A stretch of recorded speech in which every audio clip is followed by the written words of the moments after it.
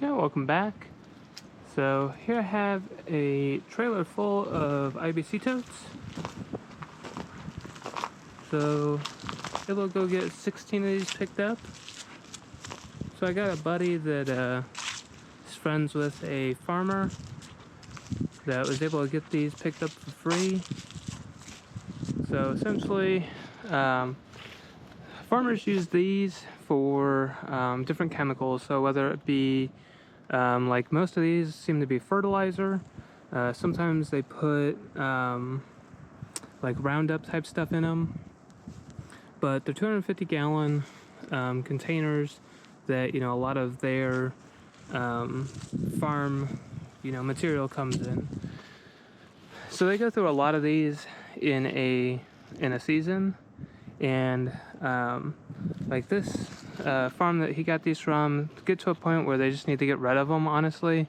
Like the metal and stuff you can technically recycle, but the bladders and everything inside, you have to do something with. So that's where I have these, and as you know, I use these for firewood. So have the firewood shed for personal use, and then use these to hold either split firewood. I have stuff that we've cut into cut into pieces that need to be split and all that, so use those pretty extensively here. So I'm going to take the otter. So the ground's a little frozen with the sun. It's starting to thaw out a little bit. So instead of using the forks on the 62 to move these out back so they're out of the way, I'm going to take the otter and hook up the trailer over here. So I can probably get 2, 3, probably 3, maybe 4 on that trailer. Can get one in the back of the otter, and can get these moved back. So it'll take me a few trips, but with that trailer should speed things up. So want to get that done. This weekend we're supposed to get kind of varied amounts, between 6 to 10 inches of snow, which for around here is a fair amount. Typically if we get more than an inch or so, it's quite a bit. Part of that is with all the hills and everything here. It's much harder to clear and just makes it much more hazardous, whereas if you're in a flat area, it's not as big of a deal.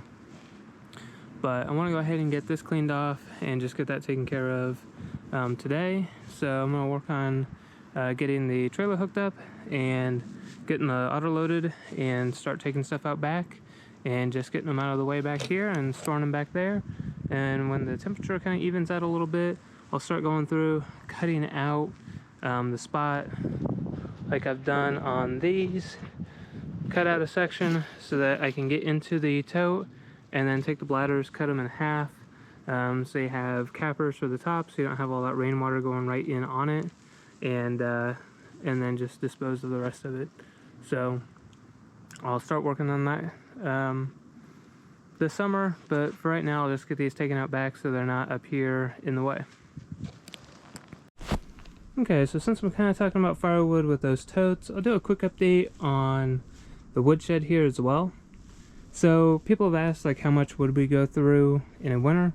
So we started burning kind of the November time frame, and then right now it's just after the new year, so January 3rd, and this is where we're at. So we've burned one row and about half of this row.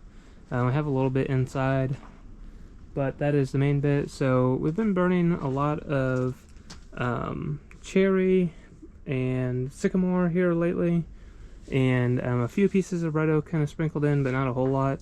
So that stuff burns a lot faster. It looks like we have some locust coming up here next, so that'll last a lot longer.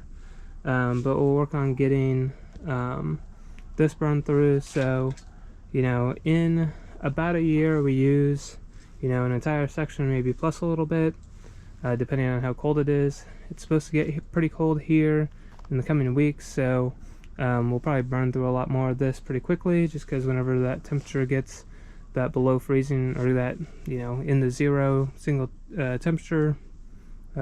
digit temperatures, then you just go through a lot more of this to keep the house at a steady temperature. So That's kind of where we're at currently though with our firewood supply.